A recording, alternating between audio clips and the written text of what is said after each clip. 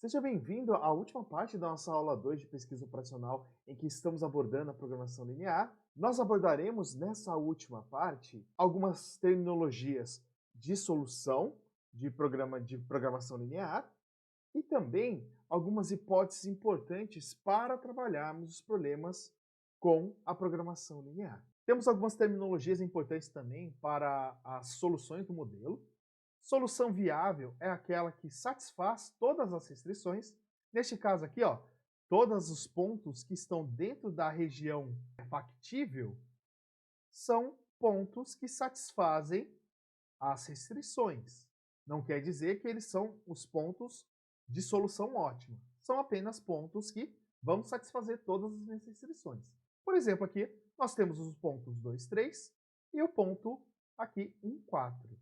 São soluções viáveis para o nosso problema. Soluções inviáveis são aquelas soluções que estão fora da região de soluções viáveis. Definida como solução ótima é aquela solução viável, ou seja, está dentro da região de soluções viáveis e que tenha o valor mais favorável da função objetivo z, no nosso caso, o ponto 2,6, com o valor de z igual a 36. Temos algumas hipóteses para usar a programação linear. Todas essas hipóteses acabam tratando de que o modelo deve ter uma função objetivo linear, sujeito também a restrições lineares. A primeira hipótese para nós realizarmos a programação linear, para podermos abordar um problema através da programação linear, é a proporcionalidade. Então vamos lá. A função objetivo z, lucro, é proporcional ao nível de atividades xj. No nosso caso lá, né, a função objetiva era o lucro e xj era a taxa de produção daqueles produtos. Quantidade de lotes do produto 1 e produto 2 que nós iríamos produzir, conforme o termo CJ/XJ. A contribuição de cada atividade do lado esquerdo de cada restrição funcional também é proporcional ao nível de atividade XJ, dado por AIJ XJ. Então, nós temos aqui coeficientes juntamente com a taxa de produção do produto, tanto para a função objetivo, como nas restrições funcionais ou estruturais. Vou mostrar aqui 3 casos de quebra dessa proporcionalidade. Essa aqui ó, é a proporcionalidade satisfeita, que era o nosso caso. Então, produzir nenhum lote de X1, nós tínhamos 0 de custo, né? Nós teríamos 0 de lucro. Produzir um lote 3, produzir 2, aí proporcional, se 1 é 3, 2 vou ganhar 6, 3, 9, 4, 12. Olha esse primeiro caso aqui, em que eu não produzo nada, e aí quando eu produzo o primeiro lote, eu ganho apenas 2 em vez de 3. E nos seguintes, ó, eu vou ganhando 3, ó. Então, com 2 lotes, eu vou ter um ganho de 5. 2 do primeiro, mais 3 do segundo. No terceiro lote, com o terceiro lote, eu vou ter um total de 8. E assim por diante. Por quê?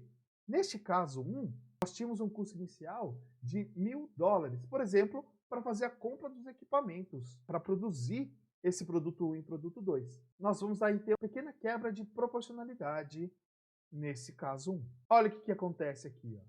Então, essa é a hipótese de proporcionalidade apresentada pelo nosso problema.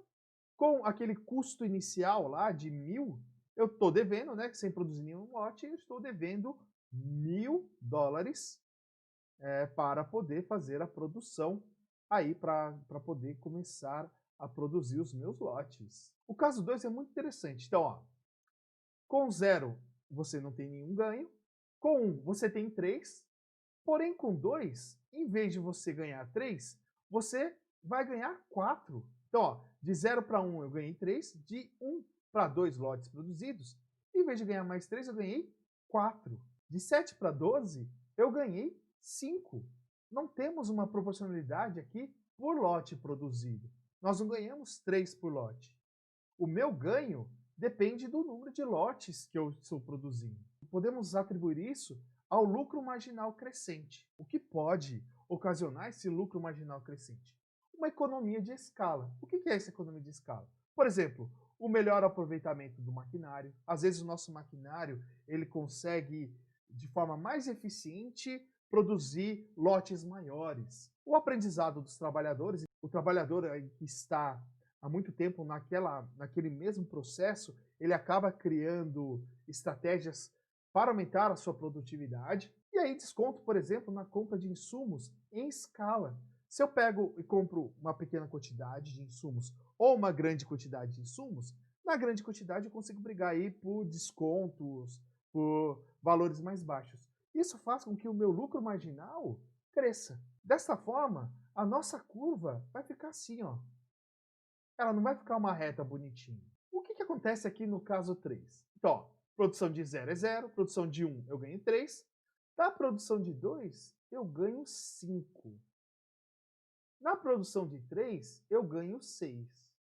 Na produção de 4 eu estou ganhando 6. O meu incremento por unidade a mais que eu produzo está diminuindo. De 0 para 1 eu ganhei 3, de 1 para 2, em vez de eu ganhar mais 3, eu ganhei apenas mais 2. De 2 para 3, eu ganho apenas mais 1. E de 3 para 4, não tem diferença. Eu não vou ganhar mais nada. Nós podemos atribuir isso ao quê? A um lucro marginal decrescente. Por exemplo, custos de marketing. Então, para vender uma unidade, eu não preciso gastar com marketing. Para vender 2 unidades, eu tenho que gastar um pouquinho mais com marketing. Então, uma parte do lucro vai cobrir esses custos de marketing. Para vender mais de 2 unidades, eu tenho que gastar muito mais em marketing. E isso vai acabar consumindo aí o meu lucro. E aí nós temos lucros marginais decrescentes.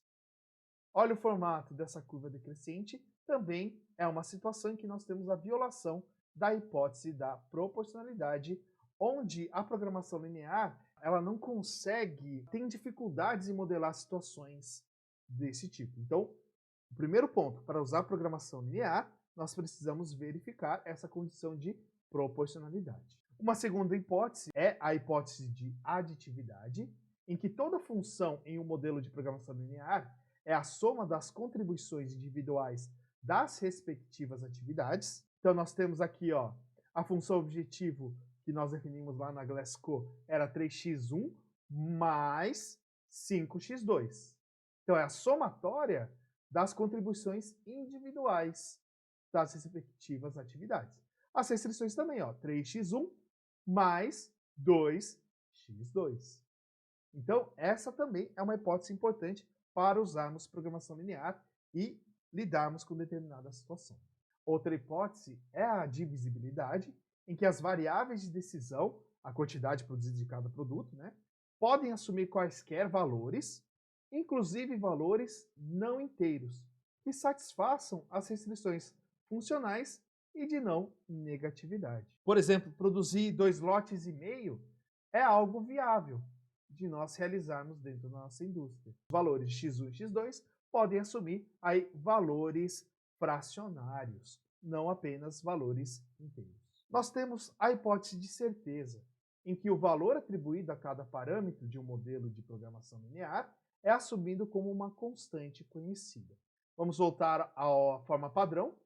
Nós temos maximizar z, que é C1, que é uma constante 1 vezes a atividade x1, C2 vezes a atividade x2, etc. e tal. As restrições seguem mais ou menos o mesmo formato. Nós temos A11, que é um coeficiente do nível da atividade x1, A12 o nível da atividade x2 e assim por diante. E na nossa restrição, nós sabemos que ela deve ser menor ou igual a um valor B1 ou um valor B2, depende da nossa restrição. Todos esses coeficientes, CJ, AIJ e os valores do lado direito das restrições, os nossos BJ, eles precisam ser constantes. Isso nem sempre acontece nas situações reais. Temos aqui alguns pontos, então, de atenção na aplicação de programação linear. Primeiro, o modelo matemático, ele destina-se apenas a ser uma representação idealizada de um problema real. Normalmente são necessárias aproximações e suposições simplificadoras para que o modelo seja tratado. Então, por exemplo, você tendo um custo inicial, que é aquele caso 1 que nós analisamos, para a sua produção, você pode diluir esse custo inicial ao longo da sua produção. Então, por incremento, você pode diluir esse investimento inicial que você teria que fazer na sua função objetivo. Acrescentar muito detalhe e precisão pode tornar o modelo incontrolável para análise útil do problema. Tudo que realmente é necessário é que haja uma correlação relativamente alta entre a previsão do modelo e o que realmente aconteceria no problema real. Na situação real, pode ser que a gente não tenha todas essas condições aqui, que é o que nós temos nesse slide aqui. É muito comum, nas aplicações reais de programação linear, que quase nenhuma das 4 hipóteses se sustente completamente.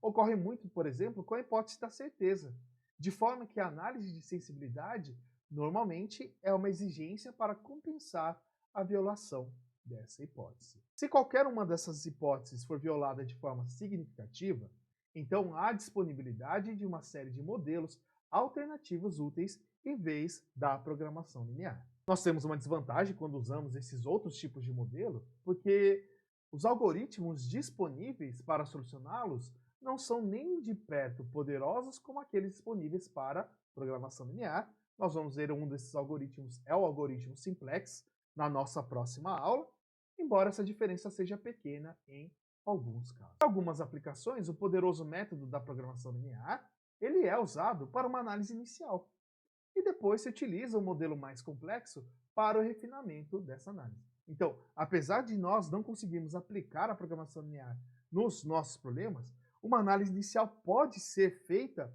pela programação linear. E aí um refinamento desse nosso modelo ser feita aí por uma modelagem não linear, que nós vamos aprender aí com o avançado do nosso curso de pesquisa operacional. Pessoal, para cada aula nós teremos uma lista de exercícios que vocês têm que me entregar.